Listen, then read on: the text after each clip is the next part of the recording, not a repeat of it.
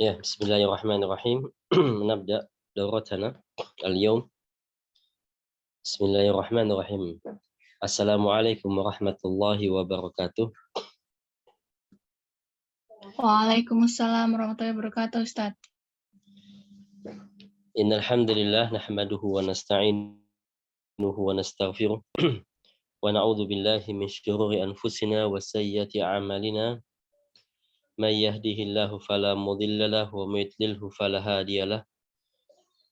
أشهد أن لا إله إلا الله وحده لا شريك له وأشهد أن محمدا عبده ورسوله لا نبي بعده. يا أيها الذين آمنوا اتقوا الله حق تقاته ولا تموتن إلا وأنتم مسلمون. فإن أصدق الحديث كتاب الله وخير الهدي هدي محمد صلى الله عليه وسلم وشر الأمور محدثاتها وكل محدثة بدعة وكل بدعة ضلالة وكل ضلالة في النار. نشكر الله تعالى على هذه النعمة وهي المحاضرة. Kita bersyukur kepada Allah Ta'ala yang telah mempertemukan kita di majelis ilmu walaupun lewat via Zoom. Pada pertemuan kali ini kita akan bahas pada prinsip yang ke-16 dari kitab Khalasatu Ta'zimi al-Ilmi, yaitu Tawqiru Majalisil Ilmi. Tawqiru Majalisi al-Ilmi, yaitu menghormati majlis-majlis ilmu. Wa ijlalu aw'iyatihi, dan meninggikan tempatnya. Ya, di sini judulnya adalah Tawqiru Majalisil Ilmi, itu kita menghormati, tauqir, menghormati, menghargai, menganggap itu penting. Ya, menganggap itu suatu kepentingan atau suatu yang sangat penting dalam hidup kita, itu namanya menghormati. Ya, kalau kita menghormati orang tua, berarti hidupnya orang tua itu sangat berharga bagi kita. Kita berbakti kepadanya, kita baiki, ya, kita muliakan beliau, itu namanya taukir, menghormati. Sama juga ketika kita melihat majalisul ilmi, tempat-tempat majelis ilmu, tempat duduk yang digunakan oleh kaum muslimin untuk menimba ilmu, itu adalah ya, tempat yang harus kita hormati, penting untuk kita hadiri, penting untuk kita singgahi. Yaitulah kita namanya taukir, menghormati. Ya, keberadaannya lebih baik daripada tidak adanya. Majalis yaitu jamak dari majelis, tempat duduk, tempat yang diduduki oleh manusia, namanya majalis. Dia mudhaf, di mudhaf ilaihnya adalah al-ilmi, artinya tempat berilmu. Dan sebaik-baiknya tempat berilmu adalah, atau tempat majlis ilmu adalah di masjid. Itu paling baik. Ya, paling baik tempat majlis ilmu adalah di masjid, bukan di kelas. Di kelas tidak terlalu baik, artinya bukan yang terbaik. Tapi di masjidlah yang terbaik. Sebagaimana Rasulullah SAW dan para sahabat ketika mengajarkan kaum muslimin, ya, ilmu di mana saja. Ya, kadang di masjid, kadang di pasar, kadang di tempat pengembala, kambing, onta, sapi, di mana-mana. Tapi yang paling sering adalah di masjid. Itu menunjukkan kepada kita bahwa masjid merupakan tempat yang terbaik majalisul ilmi. Tapi bukan berarti harus di masjid. Ya, boleh belajar ilmu di kebun, di tempat pengembalaan, di pasar, di jalan, atau dimanapun boleh. Ya, namun yang paling baik adalah di masjid. Al-ilmi di sini yang dimaksud adalah yaitu qala Allah wa qala Rasul. Ya, firman Allah dan sabda Nabi sallallahu alaihi wasallam. Wa ijlalu aw'iyatihi, dan kita meninggikan, memuliakan, menghormati aw'iyatihi, wadah-wadah ilmu. Ya, wadah-wadah ilmu bisa berarti kitab, bisa berarti majalah, bisa berarti artikel-artikel, bisa berarti tempat yang kita duduki di sana adalah tempat menyebarkan ilmu. Ya, semuanya adalah berhubungan dengan ilmu. Ya, apakah tempatnya, wadahnya, semua harus kita hormati.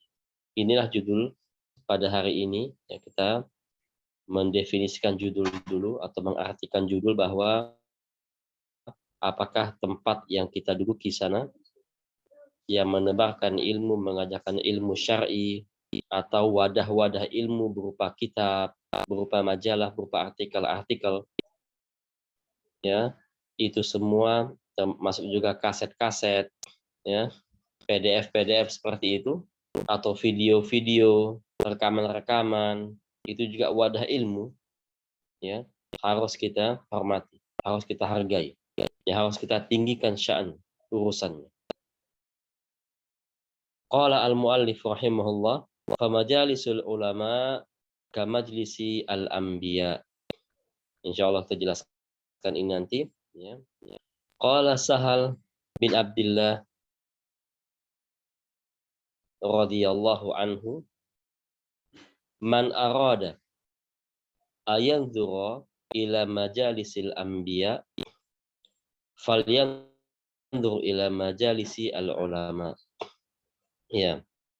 Man arada, siapa yang mau, ya, di sini ia mengatakan man arada, artinya siapa yang mau. Di sini menunjukkan kepada kita bahwa manusia memiliki iradah, manusia memiliki masyiah. Ya, ini adalah untuk membantah perkataan kaum Jabariyah yang menebar pada pemahaman Jabariyah menebar pada abad-abad pertama, yaitu bahwa manusia itu tidak memiliki kehendak. Semuanya kehendak Allah Ta'ala. Maka dengan perkataan Sahal bin Abdullah radhiyallahu anhu ini, man arada ayanzur, dia mengatakan man arada, barang siapa yang ingin, artinya dia mempunyai kehendak, mempunyai ikhtiar. Ayanzur, barang siapa yang ingin melihat, menyaksikan, ya, mengetahui, ila majalisil anbiya, melihat ke majlis-majlis Nabi, falyanzur ila majalisil ulama, maka hendaknya dia melihat majlisnya para ulama. Ya, majlis para ulama itu adalah majlis para anbiya. Nah, di sini kita lihat, ya, mengapa beliau mengatakan man arada ayanzur ila majalisil anbiya. Ya, tidak mengatakan majalisil rusul. Ya, tidak mengatakan majalis rusul, tapi mengatakan majalisil anbiya. Falyanzur ila majalisil ulama. Mengapa demikian? Ya, karena para ulama itu adalah pewarisnya para nabi. Pas kita mengatakan al-anbiya, bukan rusul. Lah, apa bedanya nabi dengan rasul? Tentu jelas berbeda jauh nabi dengan rasul. Ya, setiap rasul pasti dia nabi. Tapi tidak semua nabi menjadi rasul. Allah Ta'ala mengutus nabinya kurang lebih 124.000 nabi. Dari Nabi Adam sampai Nabi Muhammad, itu jumlahnya 124.000 nabi. Sedangkan Rasul yang Allah utus hanya kurang lebih 313 atau 315 Rasul. Apa bedanya? Tadi kita katakan bahwa semua Rasul adalah Nabi. Tapi nggak semua Nabi menjadi Rasul. Itu yang pertama. Yang kedua, inilah yang pembahasan kita sekarang, perbedaan Nabi dan Rasul yang kedua adalah, yaitu Rasul ditugaskan untuk mengajak orang-orang kafir masuk Islam dan mengingatkan kepada orang yang masuk Islam itu agar selalu beribadah kepada Allah, tidak meninggalkan ibadah kepada Allah. Artinya, ayo masuk Islam dan jangan murtad serta meninggallah dalam keadaan muslim. Itu tugas para rasul. Ya. Sedangkan tugas para nabi tidak seperti itu. Tugas wajib yang nabi lakukan adalah yaitu mengajak kaum muslimin, hanya kaum muslimin, agar beribadah kepada Allah, agar ingat kepada Allah. Mengajak kaum muslimin agar beribadah kepada Allah sesuai dengan tuntunan Rasul, ya, yang ia ikuti. Karena Rasul itu memiliki syariat sendiri, sedangkan Nabi mengikuti syariat Rasul sebelumnya. Contohnya seperti Nabi Uzair, Nabi Yusha, Nabi Uzair itu mengikuti ajaran Nabi Musa alaihissalam. Nabi Musa Rasul, sedangkan Yusha bukan Rasul, dia Nabi. Setelah Nabi Musa. Setelah Nabi Musa meninggal, maka Nabi Yusha meneruskan ajaran Nabi Musa. Karena Nabi Yusha itu bukan Rasul, dia Nabi. Sedangkan dia nggak punya ajaran sendiri. Dia hanya mengikuti Rasul sebelumnya. Begitu juga Uzair alaihissalam, seorang Nabi bukan Rasul. Maka dia mengajarkan kaum muslimin akan ajaran Nabi Musa alaihissalam agar manusia kembali beribadah kepada Allah, agar kaum muslimin ingat kepada Allah, beribadah kepada Allah dengan ajaran Nabi Musa alaihissalam. Nah, itulah para nabi itu hampir sama posisinya dengan para ulama zaman sekarang. Ya. Mengapa Abu Bakar Siddiq, Umar, Utsman, Ali, dan para sahabat mereka hanya dikatakan para ulama, sahabat, tidak para nabi? Karena Rasul Nabi kita Muhammad itu penutup para nabi. La nabiyya ba'di, la nabiyya ba'dahu. Tidak ada nabi setelah Nabi Muhammad. Kalau ada nabi, maka sahabat lebih berhak untuk menempati posisi itu. Ya, karena posisi mereka pas sama dengan para nabi, meneruskan ajaran Nabi Muhammad dan mendakwahkan kaum muslimin agar tetap beribadah kepada Allah Taala dengan ajaran Nabi Muhammad SAW. Oleh karena itu, ada sebuah hadis yang menyebutkan bahwa ya hadis an Abi Darda radhiyallahu anhu qala Rasulullah SAW, innal ulama warasatul anbiya. Ya, sesungguhnya para ulama itu adalah pewaris para nabi. Ya, pewaris para nabi. Artinya kalau kita memposisikan nabi dengan ulama itu hampir sama. Ya, tugasnya sama. Mereka mengajak kaum muslimin saja untuk beribadah kepada Allah sesuai dengan ajaran Rasulnya. Ya. Hanya saja ulama setelah diutusnya Rasulullah SAW, Nabi kita Muhammad, tidak ada lagi para nabi setelah itu, maka ulama-ulama di umat ini tidak boleh kita katakan nabi. Tapi cukup kita katakan ya para ulama. Walaupun tugasnya sama dengan para nabi. Ya. Kalau seandainya nabi tidak mengatakan la nabiyya ba'di, tidak ada nabi setelahku, mungkin saja ada nabi setelah nabi, yaitu para ulama. Tapi tidak ada nabi setelah Nabi kita Muhammad SAW yang dilahirkan kembali. Ya, itulah para ulama. Oleh karena itu dikatakan man arada ayanzura ila majalisil anbiya falyanzur ila majalisi al ulama. Barang siapa yang ingin melihat majlisnya para nabi, maka hendaknya dia melihat majlisnya para ulama. Karena ulama tugasnya hampir sama dengan nabi, yaitu mengajak kepada kaum muslimin saja. Bagaimana? Apakah mereka boleh mengajak orang kafir untuk masuk Islam? Boleh. Tapi nggak wajib bagi mereka. Itu adalah kewajiban para rasul. Ya, para rasul berkewajiban apa? Untuk mengajak orang kafir masuk Islam. Tetapi para nabi, tugas mereka untuk mengajak kaum muslimin saja agar ingat kepada Allah, agar beribadah kepada Allah sesuai dengan ajaran Rasul. Ya. Oleh karena itu, Rasul pertama yang ada di muka bumi ini adalah Nuh alaihissalam.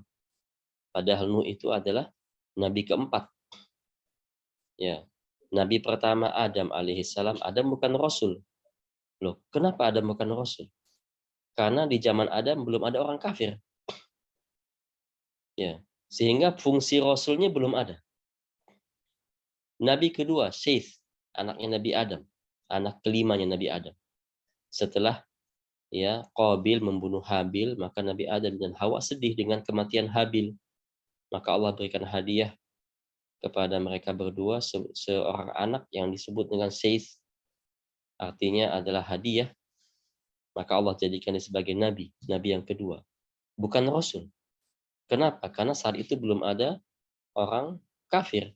Masih muslim semua. Sehingga fungsi Rasulnya belum ada di sana. Nabi ketiga, Nabi Idris alaihissalam. Allah utus Nabi Idris alaihissalam. Dia seorang nabi, bukan Rasul. Mengapa? Karena pada zaman Nabi Idris tidak ada orang kafir. Muslim semua. Ya. Sehingga fungsi Rasulnya belum main. Fungsi nabinya yang main. Yaitu mengajak kaum muslimin agar tidak lupa kepada Allah. Agar ingat kepada Allah. Agar beribadah kepada Allah. Sesuai yang Allah ajarkan kepada Nabi Adam ketika di surga atau di langit. Ya. Kemudian setelah Nabi Idris alaihissalam wafat di langit yang ketiga, baru timbullah sedikit-sedikit kesyirikan. Insya Allah pembahasan ini akan dibahas dalam kitab akidah, kitab tauhid. Ya. Apa sebab-sebabnya kita nggak memperpanjang di sini. Secara global kita katakan ketika terjadi kesyirikan setelah wafatnya Idris alaihissalam, terjadi kesyirikan, terjadi kekufuran, dan banyak saat itu orang kafir, maka Allah mulai mengutus Nabi dan Rasulnya, yaitu Nabi Nuh alaihissalam. Rasul yang pertama. Mengapa? Karena ketika ada orang-orang kafir sudah bermunculan, maka Allah Ta'ala kirim Rasulnya. Sehingga peran Rasul bermain di sini, yaitu mengajak agar orang-orang kafir tersebut kembali beribadah kepada Allah Ta'ala. Maka sangat pas sekali Rasul mengatakan, innal ulama'a warasatul anbiya. Karena ulama itu adalah pewarisnya para nabi. Ya. Kemudian Rasul mengatakan, wa innal anbiya lam yarithu dinaran wala dirhaman. Sesungguhnya para nabi itu tidak mewariskan dinar, mata uang emas, wala dirham, mata uang perak. Artinya nabi tidak mewariskan harta. Nah, di sini ketika Rasulullah meninggal, maka anak-anak beliau Fatimah datang kepada Abu Bakar minta warisan dari Nabi. Ayahku meninggal, saya minta warisan. Ayah saya meninggalkan apa? Saya berhak untuk mendapatkannya. Maka Abu Bakar Siddiq menyatakan hadis ini, wa innal anbiya lam yarithu dinaran wala dirhaman. Wa innama warasu lil muslimin. Ya, Nabi itu tidak mewariskan harta, tapi harta mereka untuk kaum muslimin, bukan untuk anak-anak mereka. Maka Abu Bakar Siddiq radhiyallahu anhu selaku khalifah pada saat itu tidak memberikan harta Nabi sebagai warisan untuk anak-anak Nabi Shallallahu Alaihi Wasallam. Ya, karena hadisnya ini, ya, warasul ilma, ya, mereka itu mewariskan ilmu. Faman akhadahu akhadha bihadin wafir. Barang siapa yang mengambil ilmu, maka dia telah mengambil bagian yang banyak. Nah, di sini al ulama adalah pewaris para nabi, yaitu mewariskan ilmu. Mewariskan ilmu. Ya. Ulama terbagi menjadi dua. Ya. Ulama albir wa ulama as-su. Ulama baik atau ulama al-khair, ulama baik dan ulama as-su. Ulama yang buruk. Ya. Ada ulama yang baik dan ada juga ulama as-su. Ulama yang baik adalah benar-benar dia mewariskan para nabi. Mewarisi para nabi ilmunya. Ya. Benar-benar ulama itu mengajarkan apa yang diajarkan oleh Nabi sallallahu alaihi wasallam. Mengajak orang lain untuk beribadah kepada Allah sesuai dengan ajaran Nabi, yaitu Nabi kita Muhammad sallallahu alaihi wasallam. Ya. Kalau seandainya misalnya Nabi Muhammad mewariskan ibadah, mengajarkan ibadah kepada kita, mengajarkan ibadah kepada Allah, mengajarkan kita ibadah kepada Allah dalam jumlah misalnya contoh 100 macam ibadah. Maka para ulama hanya mengajarkan 100 saja. Ya. Maka para ulama mengajarkan 100 macam ibadah seperti sholat wajib 5 waktu, sholat duha, sholat qiyamul lail, sholat witir, ya, sholat istisqa, sholat kusuf, seterusnya. Puasa wajib ada berapa, sunnah ada berapa, sesuai dengan perbuatan Nabi. Contohlah kita ambil 100 macam ibadah yang Nabi ajarkan kepada umatnya, yang turun-temurun dari para sahabat ke tabi'in, para ulama-ulama itu, mereka para pewaris Nabi. Ya. Lalu kalau ada ulama yang mengajarkan ibadah 100, ada macam 105 ibadah, 5 ini dari mana? Berarti 5 ini bukan pewaris Nabi, bukan warisan dari Nabi. Artinya ada ibadah yang ditambah-tambah oleh ulama, itu ulama su, itu ulama yang buruk. Ya, ulama khair, apa yang Rasul ajarkan dari ibadah kepada Allah, itulah diajarkan kepada umat. Kalau ada ulama yang menambah 1 ibadah, menambah 2 ibadah dengan ijtihad mereka, itu adalah ulama su. Karena apa? Karena dia telah keluar dari koridor warisan para nabi. Warisan Nabi Muhammad SAW. Oleh karena itu para ulama Ahlus Sunnah, mereka berijtihad, itu rata-rata ijtihad mereka adalah dalam masalah hukum, bukan menambah amal ibadah. Ya. Seperti contoh misalnya, jika mereka melihat Nabi setiap kali masuk masjid, sholat tahiyatul masjid. Ya. Baru ulama berbeda pendapat di sini. Ada yang berijtihad bahwa tahiyatul masjid hukumnya wajib, ada yang mengatakan sunnah, dan seterusnya. Itulah tugas mereka, menyampaikan apa yang Rasul kerjakan dalam ibadah dan menyampaikan hukumnya menurut ijtihad mereka. Ya. Menyampaikan apa yang Rasul lakukan dalam ibadah itu warisan para nabi. Warisan Nabi Muhammad SAW. Ya. Dan menyampaikan apa hukumnya itu ijtihad mereka. Sehingga para ulama itu hanya menjelaskan hukumnya apa sih. Ya, sholat 5 waktu hukumnya apa, sholat witir, sholat qiyamul lail, sholat duha apa hukumnya, kemudian puasa Ramadan, puasa Syawal apa hukumnya. Itu penjelasan para ulama. Tidak ada ulama yang mengatakan, wahai kalian, jika kalian setiap kali masuk ke rumah maka sholatnya tahiyatul bait. Setiap masuk ke rumah sholatlah dengan sholat tahiyatul bait. Ya, itu bid'ah jadinya. Itu sudah keluar dari koridor yang warisan Nabi Muhammad SAW. Ya, sebagaimana sebagian kaum muslimin yang mengajak ibadah kepada Allah dengan cara tahlilan, la ilaha illallah, la ilaha, seperti itu sudah keluar dari koridor warisan Nabi. Nabi tidak mengerjakan, sahabat gak mengerjakan. Kenapa dia memfatwakan ulama agar ibadah kepada Allah dengan cara seperti itu? Nah, ini ulama su namanya. Mengajarkan umat ibadah yang tidak dicontohkan oleh Nabi Muhammad SAW. Itu namanya ulama su. Ya, ulama yang mengajarkan umat suatu ibadah yang tidak dicontohkan oleh Nabi Muhammad dan sahabat. Ya. Atau di antara mereka juga ada yang merayakan perayaan Maulid Nabi, Isra Mi'raj, nuzul Quran, perayaan nisfu Sya'ban.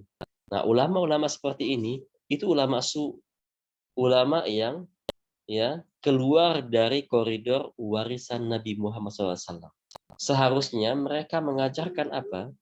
Ya, kalau manusia tidak tahu apa-apa, ya.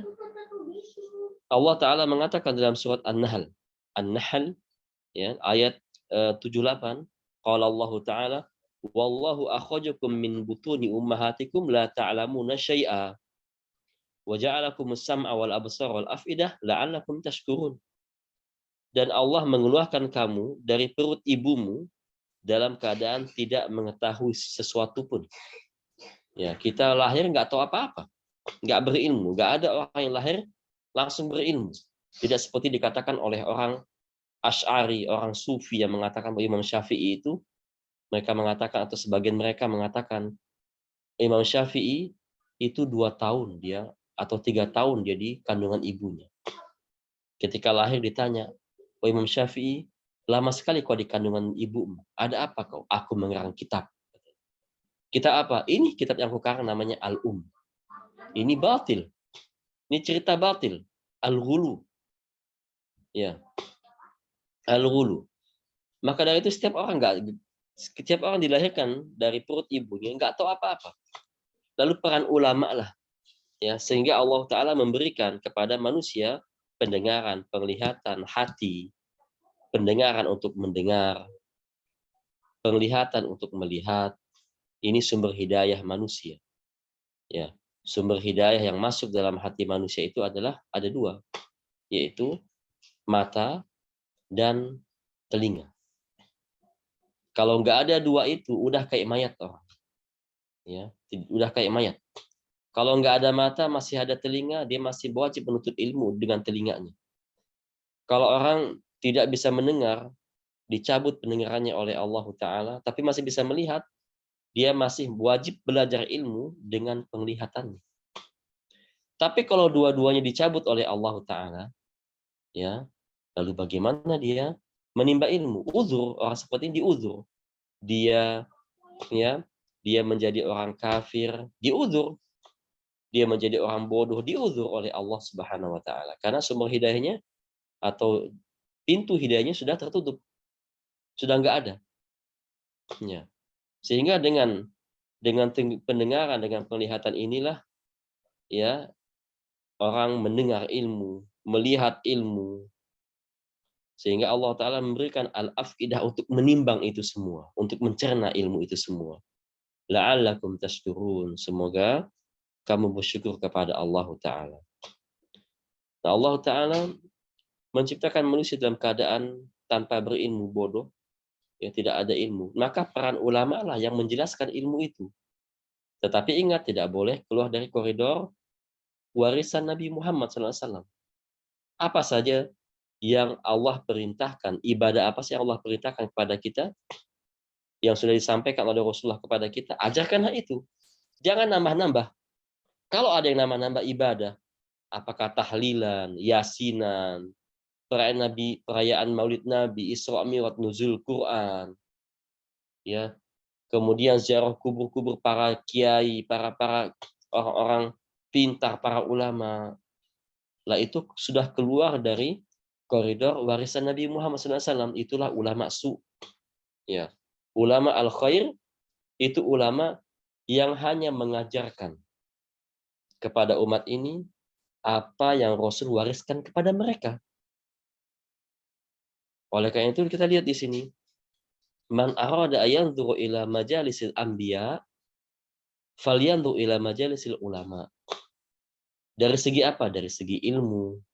Ya, barang siapa ingin melihat majlisnya para nabi, lihatlah majlis para ulama. Dari segi apa? Dari segi ilmu. Apa yang mereka wariskan kepada ulama, mereka sampaikan kepada umat. Nah, dengan hadis tadilah, innal ulama warasul anbiya, semuanya ulama adalah pewaris para nabi, itu menunjukkan kepada kita bahwa suatu permasalahan yang diperdebatkan oleh ulama, ya, syar'u man qablana. Itu dalam usul fikih insyaallah akan dipelajari, syar'u man qablana, syariat umat-umat sebelum kita atau syariat nabi-nabi sebelum kita, apakah harus menjadi syariat kita atau tidak syariat kita. Artinya syariat Nabi Muhammad itu apakah menghapus syariat sebelumnya atau tidak. Kita masih boleh menjalankan syariatnya Nabi Musa, Nabi Isa, boleh atau tidak, itu tentu perdebatan para ulama. Tapi dengan hadis ini menunjukkan kepada kita bahwa syariat nabi-nabi terdahulu itu masih boleh kita mengikuti, selama syariat itu tidak dihapus oleh syariat Nabi Muhammad SAW. Ya, karena banyak syariat nabi-nabi dahulu dihapus oleh syariat Nabi Muhammad. Kalau kita melihat ada syariat Nabi Muhammad, ajaran Nabi Muhammad yang menghapus syariat zaman dulu, maka nggak boleh kita lakukan. Tapi kalau kita tidak melihat adanya syariat Nabi Muhammad menghapus syariat nabi-nabi sebelumnya, maka tetap menjadi syariat kita. Seperti apa? Ya, seperti sujud kepada selain Allah. Kita ya para umat-umat terdahulu ketika ingin menghormati seseorang, mereka dengan bersujud kepada orang itu. Sujud tahiyah, sujud penghormatan. Sebagaimana Nabi Yakub, istrinya dan 11 anaknya sujud kepada Nabi Yusuf, itu boleh-boleh saja. Yaitu syariat zaman dulu. Boleh kita lakukan? Enggak. Rasul sudah menghapusnya dengan sabdanya. Ya, lau kuntu amiran, ya kalau aku memerintahkan umatku untuk bersujud kepada ya sesama mereka, maka aku perintahkan la amartu imra'atan antas juda li zaujiha li'idhami haqqihi 'alaiha, kata Rasulullah. Pasti aku akan perintahkan seorang wanita bersujud kepada suaminya. Karena banyak wanita melupakan hak-hak suaminya. Ya, bahkan wanita lebih banyak ingat kepada hak orang tuanya, tapi lupa dengan hak suami. Itu juga nggak boleh. Ya, itu tidak boleh. Itu durhaka kepada suami. Tetapi kalau syariat zaman dulu yang tidak dihapus oleh Nabi Muhammad SAW, ya boleh-boleh saja. Seperti syariat Nabi Daud alaihissalam melantunkan kitabullah dengan ya lantunan-lantunan, bacaan-bacaan Quran. Kita lakukan nggak apa-apa. Ya. Seperti syariat Nabi Isa alaihissalam ketika bertemu uang di jalan atau temu harta di jalan, baik mana, nggak usah diambil, biarkan. Ya. Itu boleh-boleh saja kita lakukan. Dan yang lainnya. Ya. Nah, disinilah kita bedakan antara ulama khair dan ulama su'. Ulama khair itu ulama yang hanya mengajarkan kepada umat tata cara ibadah atau bentuk ibadah kepada Allah sesuai dengan ajaran koridor warisan Nabi kita Muhammad sallallahu alaihi wasallam dan nabi-nabi lain. Selama tidak ada ya nasakh, ya ralatan atau penghapusan dari syariat Nabi Muhammad sallallahu alaihi wasallam. Ya. Kemudian yaji'u rajul, dia mengatakan, kita teruskan, yaji'u rajulu fayaqul. Seorang laki-laki berkata, ya fulan, sufun ini dikatakan ya fulan. Berarti fulan ini bukan ulama. Ya. Ya fulan, ayu syai'in taqulu fi rajulin halafa ala imraatihi kada bi kada wa kada. Wahai ya, wahai Kisana gitu ya. Apa yang kau katakan kepada seorang laki-laki yang berjanji kepada istrinya akan mencerainya? Bagaimana menurutmu? Apa yang kau katakan? Bagaimana pendapatmu jika engkau bertemu dengan laki-laki yang berjanji kepada istrinya akan mencerainya? Maka dia menjawab, fayaqul talaqat imratuhu. Ya, dia telah menceraikan istrinya. Nah, ini keliru. Ya, ini keliru. Kalau orang berjanji akan menceraikan istrinya, belum tentu istri itu diceraikan. Karena berjanji. Ya. Kalau dia tepati janjinya menceraikan istrinya, baru cerai, jatuh talak. Tapi kalau dia tidak menepati janjinya, nggak jadi nggak usah cerai. Maka nggak jatuh cerai. Hanya saja sang suami tersebut harus membayar kafarah. Apa kafarahnya itu? Yaitu memberi makan 10 fakir miskin makan sampai kenyang. Kalau nggak mampu, puasa 3 hari berturut-turut. Itu kafaratul yamin. Ya, itu penembus kesalahan dalam tidak menepati janji. Ya. Tapi jawaban fulan ini apa? Tolakot imro'atuhu. Dia telah atau istrinya telah diceraikan. Atau dia sudah bercerai dengan istrinya. Kalau hanya cuma janji, saya tidak. Nah, ini orang ya berkata tanpa ilmu. Wa yaji'u akhar fayaqul, kita teruskan, dan datang seseorang juga mengatakan, ma taqulu fi rajulin halafa ala imra'atihi bikada wa kada. Apa yang kau katakan terhadap laki-laki yang berjanji kepada istrinya ini dan itu? Ya, fayaqul, dia mengatakan, laisa yahnas bihadzal qaul. Dia tidak boleh membatalkan janjinya itu. Ya. Janji, kalau orang berjanji, maka harus ditepati janji itu. Kalau dia melihat sesuatu yang menghalangi janjinya, atau dia melihat sesuatu yang lebih baik dari itu, maka dia boleh menggagalkan atau membatalkan janjinya. Ya. Misalnya dia ngomong sama keluarganya, misalnya, yuk nanti insya Allah Idul Fitri kita akan bersilaturahim ke rumah, ya, kakek kalian di Cirebon misalnya. Ya, kita akan ke sana. Janji Pak ya, janji kita akan ke sana. Tiba-tiba ada undangan umroh misalnya. Wah, umroh Ramadan sampai Syawal misalnya. Yuk kita umroh aja yuk. Dia berarti membatalkan janjinya. Kalau dia melihat umroh itu lebih baik, ya, maka dia boleh membatalkan janjinya itu. Tapi dengan syarat dia harus kafaratul yamin. Harus menebus dosa terhadap janjinya itu, yaitu pertama dia harus memberi makan 10 fakir miskin. Kalau nggak mampu, cukup puasa 3 hari berturut-turut. Nah, di sini dikatakan laisa yahnas bihadzal qaul, dia tidak boleh membatalkan janjinya. Ya. Walaisa hadza, Sahal bin Abdullah radhiyallahu mengatakan walaisa bihadza, walaisa hadza, ini bukan seperti itu. Ilan nabiin aw li alim. Nah, ini tidak pantas dia mengucapkan seperti ini. Dan orang tidak boleh bertanya kepada seseorang yang nggak punya ilmu. Ya, walaisa hadza illa nabiin, tidak boleh dia bertanya kecuali kepada nabi atau kepada alim. Bertanya kepada alim. Ya, bertanya kepada orang berilmu, tidak sembarangan. Ini yang bertanya salah, yang jawab apalagi salah. Ya. Karena Allah Subhanahu wa taala memerintahkan kepada kita untuk bertanya kepada ahli ilmi. Sebagaimana Allah katakan dalam surat An-Nahl ayat 43, "Wa ma arsalna min qablika illa rijalan nuhi ilaihim fas'alu ahla dzikri in kuntum la ta'lamun." Dan kami tidak mengutus sebelum kau wahai Muhammad melainkan orang laki-laki yang kami beri wahyu kepada mereka, maka mereka berkata, bertanyalah kepada orang yang mempunyai pengetahuan ilmu jika kamu tidak mengetahuinya. Bertanya kepada ilmu, bertanya kepada ahli ilmi, tidak bertanya kepada sembarangan. Ya.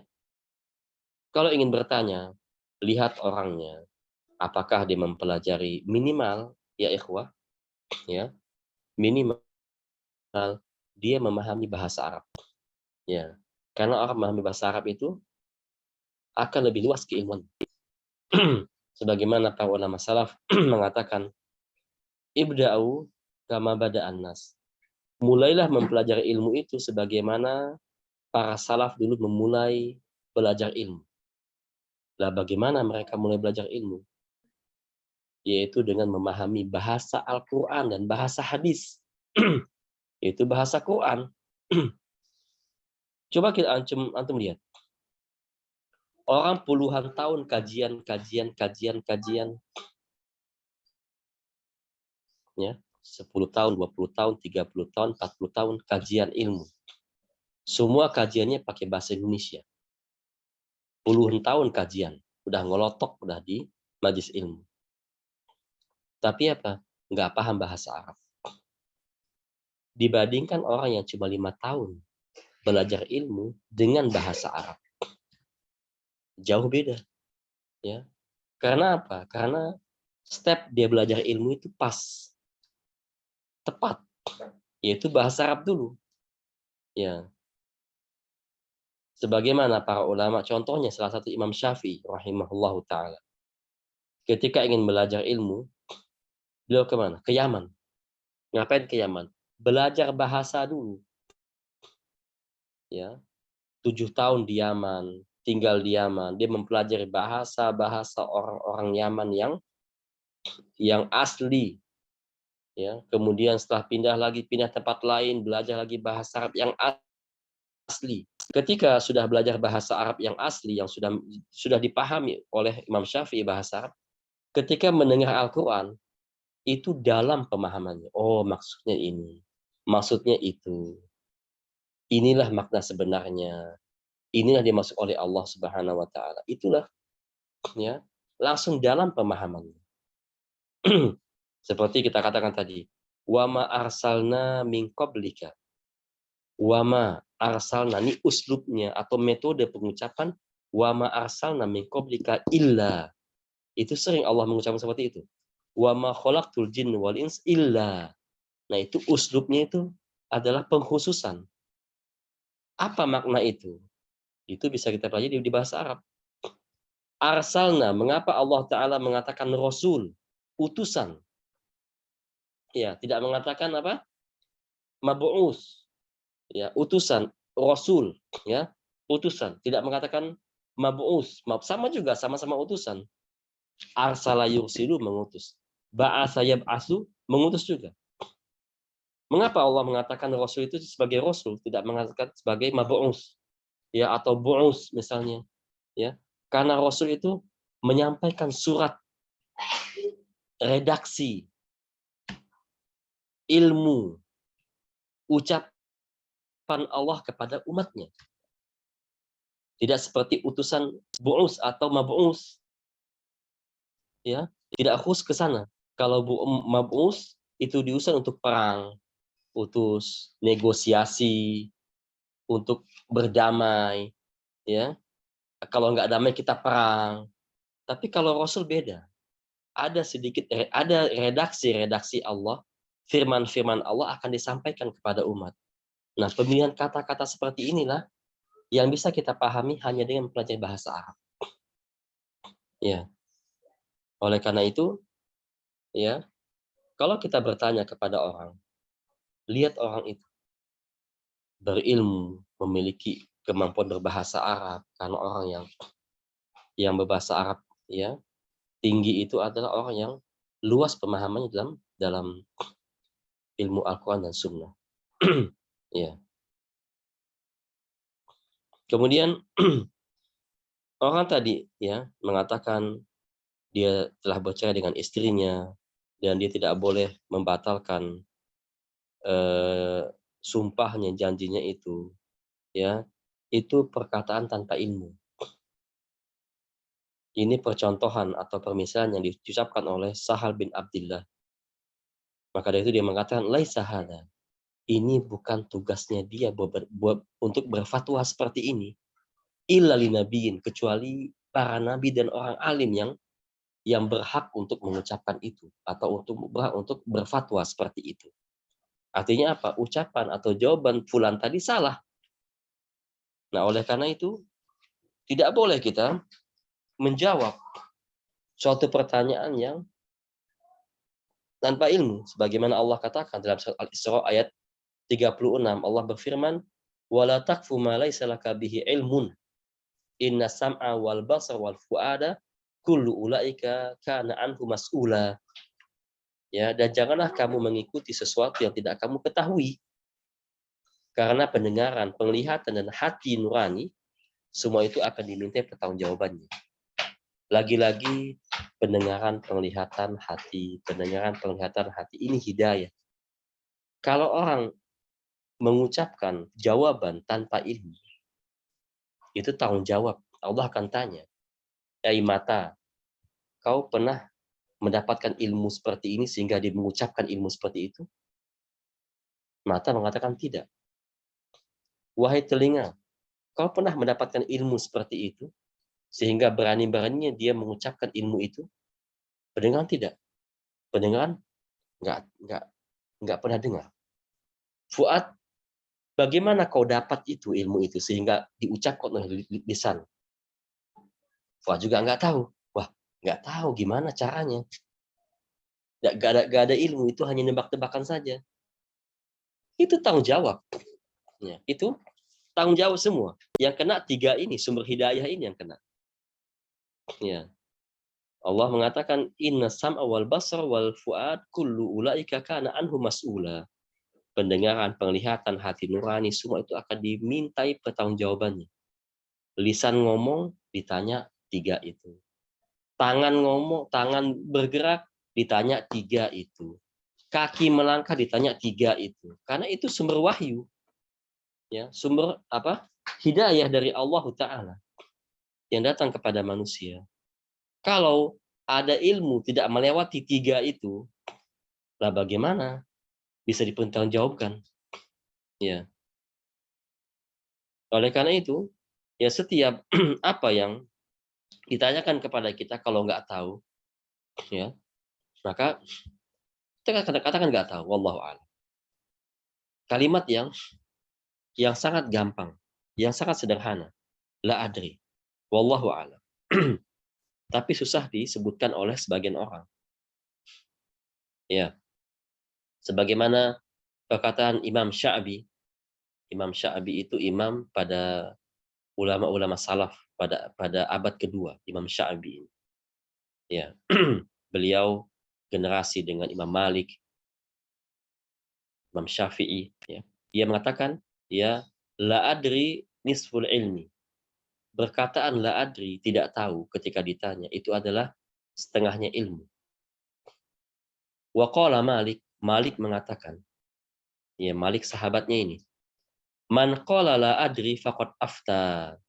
Barang siapa mengatakan saya nggak tahu, maka dia telah berfatwa. Ya, berfatwa dengan benar. Ditanya orang, wahai Ustadz, apa hukum ini? La adri, saya nggak tahu. La adri, saya nggak tahu. Berfatwa dengan benar. Bukan tebak-tebakan, bukan ucapan sembarangan. Wa qala Syafi'i, Syafi'i mengatakan, syahidu Malikan wa qad su'ila an samanin wa arba'ina mas'alatan.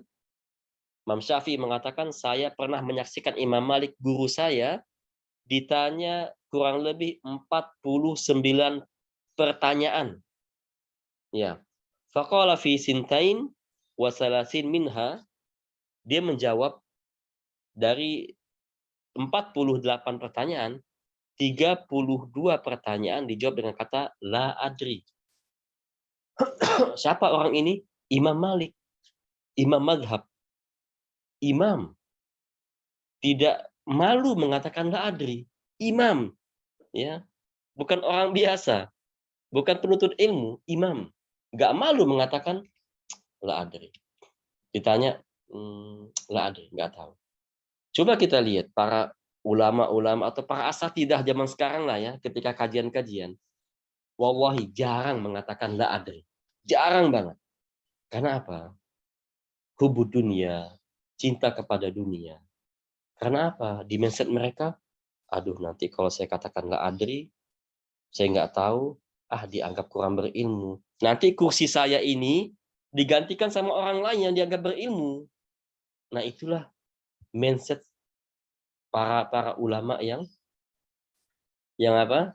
Yang cinta akan dunia, sehingga nanti akan diminta pertanggungjawabannya, pendengaran, penglihatan, dan hatinya itu. Tapi ulama yang benar ikhlas kepada Allah ketika berdakwah, ya, nggak masa dia mengatakan la adri, saya nggak tahu. Ditanya ini, saya belum tahu persis, wallahu alam, saya nggak tahu. Nggak malu dia. Walaupun semua orang mengatakan, ini kurang berilmu nih, ya. Tetapi subhanallah ya ikhwah semua, hanya orang berilmu akan mengapresiasi orang seperti ini. Ini guru teladan, ini guru baik, ini guru amanah. Karena dia hanya menyampaikan ilmu yang dia tahu saja. Yang dia nggak tahu, nggak sampaikan. Nah ini salah satu teladan kaum muslimin. Berani mengatakan la adri ketika ditanya. Ya, bukan sok-sok tahu, wah, ya, ucapkan sembarangan, bukan seperti itu. Katakan saja kalimat ringan la adri, maka Allah Subhanahu wa taala akan mengapresiasi orang ini karena koridornya sama dengan koridor para nabi, ya. Rasulullah SAW ketika ditanya sesuatu yang tidak beliau ketahui, beliau diam. Beliau kenapa? Nunggu wahyu, ya. Nunggu wahyu dari Allah Ta'ala. Ya, para ulama apakah diam juga seperti Nabi, nunggu wahyu mau sampai kapan wahyu datang? Ya cukup mengatakan, la adri. Saya akan tanya, saya akan cari lagi masalah ini. Insya Allah, terima kasih pertanyaannya. Wah, subhanallah. Hanya Allah, malaikat-malaikatnya, dan orang berilmu hanya ini yang bisa mengapresiasi ustadz-ustadz ulama yang berani mengatakan di podium, la adri. Saya tidak tahu. Tapi kalau orang-orang juhala, orang umat-umat yang belum berilmu, ya pandangannya apa? Ah, ustadz ini kayaknya nggak berilmu deh. Ya, ditanya la adri lagi. Nah, ini persepsi yang salah. Ini teladan, guru teladan. Dan guru seperti ini, dia di samping mengatakan la adri, bukan hanya diam, dia akan cari masalah itu. Oh, pertanyaannya bagus nih, yang saya nggak tahu. La adri, saya nggak tahu. Insya Allah kalau ada waktu saya akan jawab. Dia akan mutolaah lagi. Nah, itulah guru teladan. Dia akan mencari dalil, mencari ilmu dari kitab-kitab, dari Quran dan Sunnah. Bukan la adri, udah nggak apa-apalah takdir Allah la adri, saya nggak tahu selamanya la adri. Nggak seperti itu. Setelah majelis ilmu berlalu atau selesai, dia akan cari ilmunya ini, pertanyaan ini, 1, 2, 3 yang saya bisa jawab ini. Penambahan ilmu untuk dia. Itulah guru-guru teladan. Ya. Kemudian wal ajmal qaulu Ali bin Abi Thalib radhiyallahu anhu, sangat indah sekali yang dikatakan oleh Ali bin Abi Thalib radhiyallahu anhu, man taraka qaula la adri usibat ya maqatiluhu. Barang siapa yang meninggalkan kata la adri, barang siapa yang tidak mau mengatakan la adri ketika ditanya sesuatu ilmu yang dia nggak paham, dia nggak mau mengatakan la adri. Ya. Maka kata Ali bin Abi Thalib, usibat maqatiluhu. Dia telah kena bidikan-bidikan pada anggota tubuh yang mematikan. Artinya kalau orang dalam perang itu, ya titik-titik mematikan itu dituju oleh orang yang menyerangnya. Nah, itulah orang kalau tidak mau mengatakan la adri, malu mengatakan la adri, berarti titik-titik ya kelemahannya itu sudah mengenai dia. Itu lemah. Itu kata ya, berkah tanpa ilmu itu batil. Ya. Jangan dianggap keren. Wah, keren nih Ustadz nih. Bisa jawab apa saja. Tapi sembarangan jawabnya. Nah, ini tidak perlu kita apresiasi. Justru ustadz kita ya, termasuk Imam Malik rahimahullah, imam ya, Darul Hijrah, imam kota Madinah, imam besar ya, dan bahkan punya pengikut mazhab Maliki, tidak malu mengatakan la adri. Itulah menunjukkan keikhlasan beliau dalam berdakwah ya, mengajarkan kaum muslimin berdakwah, mengajak kaum muslimin agar beribadah kepada Allah Ta'ala. Ya. Jadi kita baru bahas satu paragraf ya. Belum paragraf kedua dan ketiga. Ya inilah ya yang bisa saya sampaikan pada pertemuan kali ini. Ya. Dan insya Allah jika ada kesempatan lagi kita akan bahas atau kita akan lanjutkan pembahasan ini ya. Sangat nikmat kalau kita selalu ilmu yang kita sampaikan itu selalu apa? Kita berujuk kepada ulama salaf. Ulama salaf itu sangat nikmat. Sangat nikmat. Karena ulama salaf itu teladan kita semua. Dari Rasulullah, para sahabat, para tabi'in, tabi'ut itu teladan kita semua. Maka sangat nikmat. Kita perhatikan, para kajian-kajian kita perhatikan.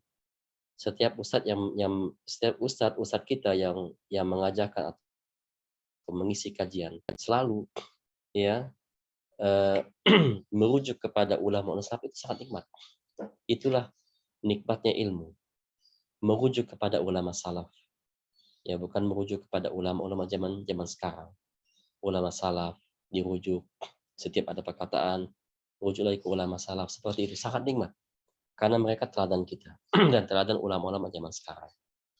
Ya, ini yang bisa disampaikan, insyaallah taala jika ada kesempatan kita akan sambung lagi ya. Jika ada pertanyaan disilakan. Wallahu a'lam.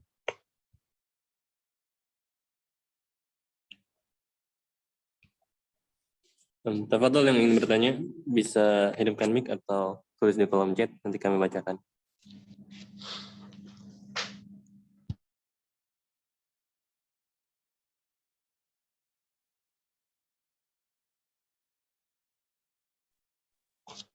Izin bertanya, Ustadz. Assalamualaikum warahmatullahi wabarakatuh. Waalaikumsalam warahmatullahi wabarakatuh. Waalaikumsalam. Bagaimana kita bisa memahami atau menjelaskan kepada saudara kita bahwasanya ulama-ulama yang sekarang itu kan ada yang ulama yang misalnya ulama yang ya. Tapi kalau kita berikan pemahaman kepada dia juga punya argumen bahwasanya ulama-ulama itu juga kan dasarnya Al-Quran dan hadis. Istilahnya dia juga tidak mau beralih gitu, mau mendengarkan ulama-ulama yang dari Salafi itu, Ustadz, karena dia punya pemahaman bahwasanya ulama-ulama yang Salafi itu adalah ulama-ulama yang merasa dia yang benar, yang lainnya itu salah gitu loh. Padahal sepertinya tuh bukan seperti itu gitu loh. Nah, kita yang sebagai penuntut ilmu itu susah menjelaskan kepada dia gitu loh, untuk istilahnya mau duduk hadir di kajian ilmu kita, karena dia sudah punya pemahaman bahwasanya dia juga benar karena Ustadz dia juga sumbernya dari Al-Quran dan Sunnah gitu. Malah dia bilang, ya udah nanti kita lihat di akhirat siapa yang benar siapa yang salah, kata dia. Ini terjadi sama saudara saya, Ustadz gitu loh. Saya itu merasakan nikmat belajar di kajian Salafi, tapi saya ingin kebahagiaan saya itu dirasakan oleh saudara saya. Tapi masalahnya saudara saya itu tidak mau ikut hadir kajian Salafi itu gitu loh, karena dia sudah punya kajian sendiri gitu loh. Jadi dia sudah istilahnya menutup diri gitu loh, menutup mata, tidak mau ikut kajian Salafi. Padahal kita itu sebagai saudaranya itu sedih gitu melihat dia pemahamannya yang keliru gitu loh. Cuman kita mungkin karena keterbatasan ilmu menjelaskannya, jadi dia belum mau gitu, belum mau untuk membuka diri.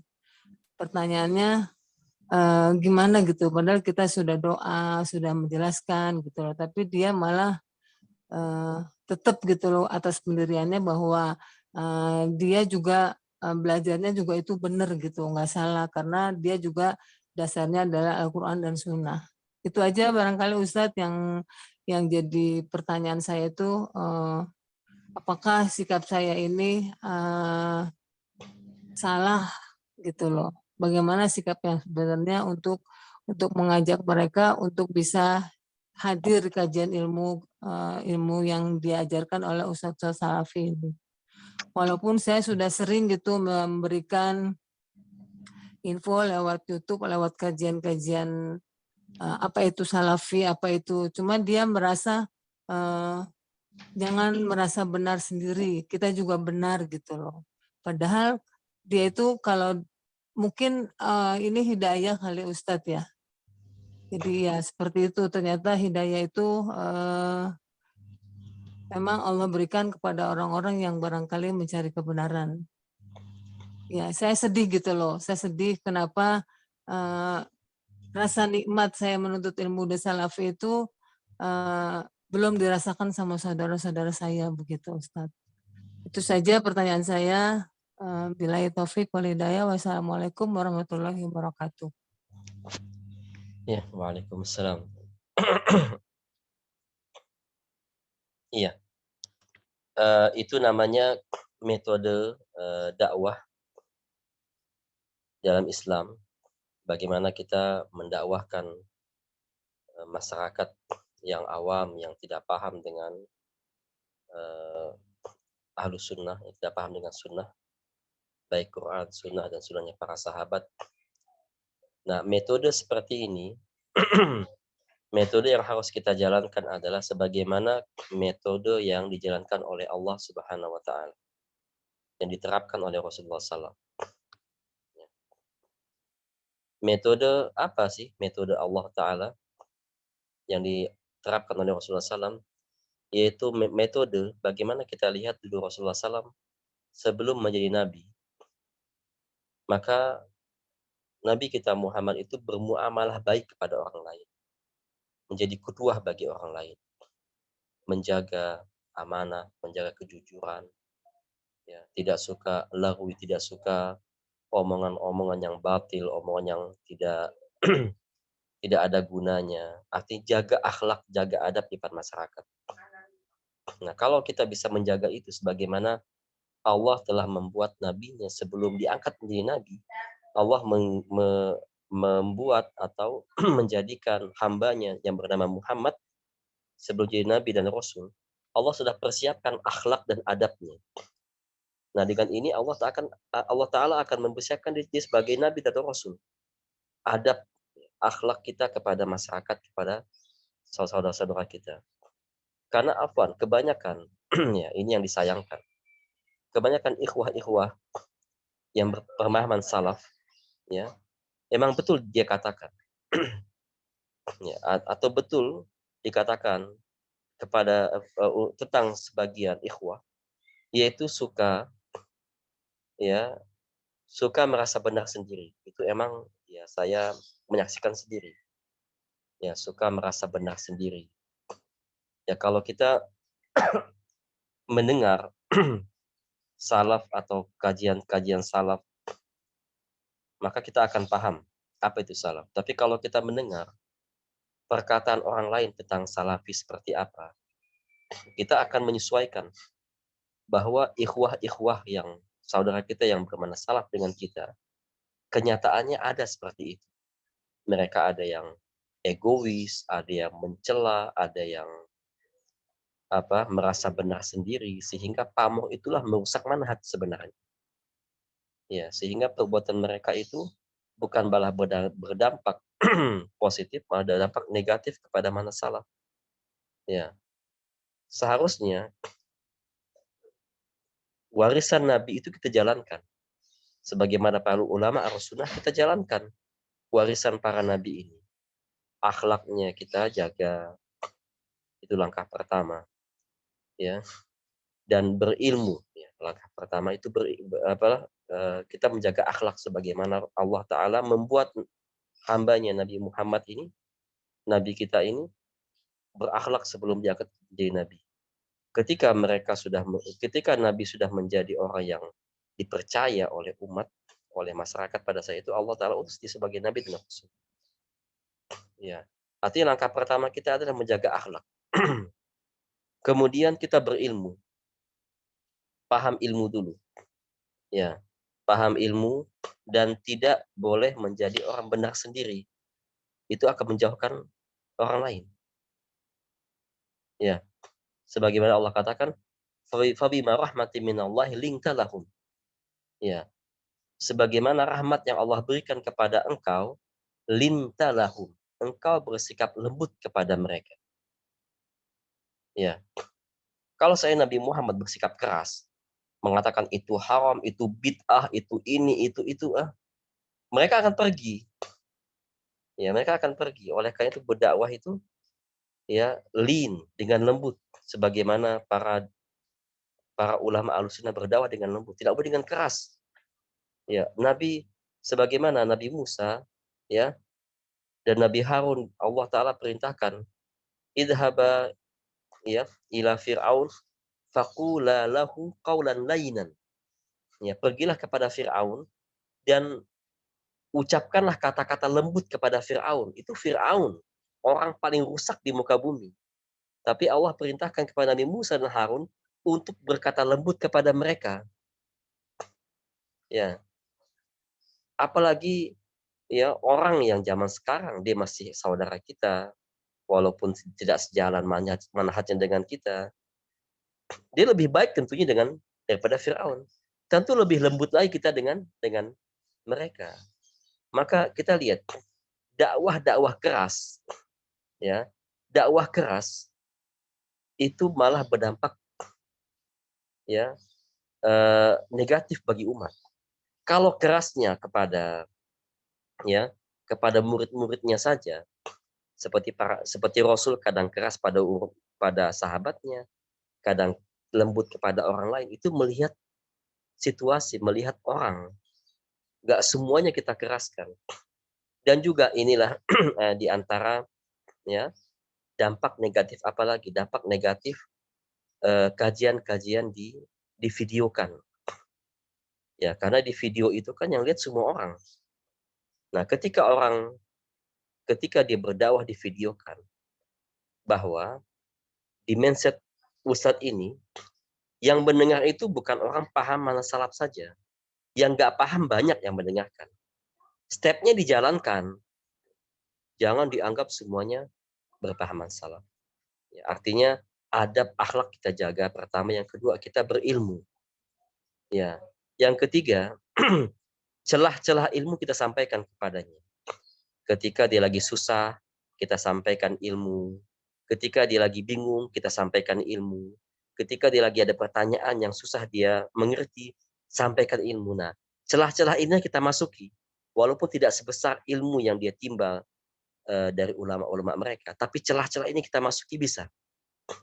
Nah, itulah yang akan membuat kekaguman dia terhadap manhaj salaf. Ya, tidak menentang, tapi ketika ada celah dia masuk. Tapi itu semua harus dengan ilmu, ya, dengan ilmu.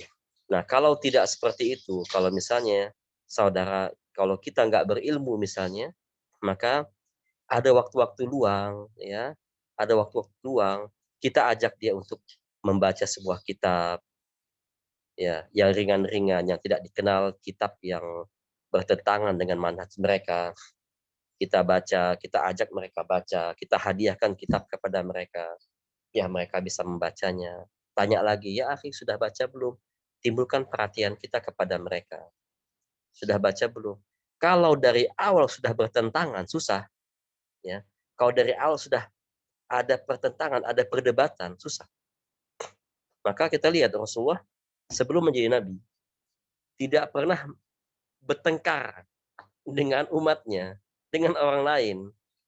Adem-adem saja gitu kan. Ketika jadi nabi baru ada pertentangan. Tapi nggak semua yang menentang, pasti ada yang mikir. Oh, ya. Tapi kalau awal perkenalan atau awal waktu sudah bertentangan, susah. Nah, itulah yang harus kita perbaiki sebenarnya, baik dari kita atau dari ustadz-ustadz kita yang di tanah air, ya. Step-step ya dijalankan sebagaimana akhlak adab kita. Bukan hanya adab kita kepada Allah saja, itu sangat penting, tetapi cukup penting juga adab kita kepada orang lain, sikap lembut, sikap hikmah, sikap ramah kita itu sangat penting. Wallahu a'lam. Ya, mungkin itu wallahu a'lam. Ya, itu yang terakhir insya Allah. Ya, kita mau aktivitas lagi hari kerja hari ini insya Allah. Jika ada waktu kita akan bahas lagi. Ya, kita sambung insya Allah ta'ala. Syukuran, terima kasih Al-Akh Al-Kaf atas kesempatannya. Nah, kita tutup. Subhanakallahumma wa bihamdika asyhadu an la ilaha illa anta astaghfiruka wa atubu ilaik. Assalamualaikum warahmatullahi wabarakatuh. Waalaikumsalam warahmatullahi wabarakatuh. Jazakumullah khairan Ustaz. Jazakumullah khairan Ustaz. Syukron Ustaz. Barakallahu fiik Ustaz. Baik, insyaallah kita lanjutkan kembali esok hari di jam 9 oleh Ustaz Sofwan. Dan terima kasih kepada para hadirin yang telah hadir. Kami undur diri. Assalamualaikum warahmatullahi wabarakatuh. Waalaikumsalam warahmatullahi wabarakatuh. Waalaikumsalam warahmatullahi wabarakatuh. Warahmatullahi dan tim Barakallahu fiik. Wafikum barakallah.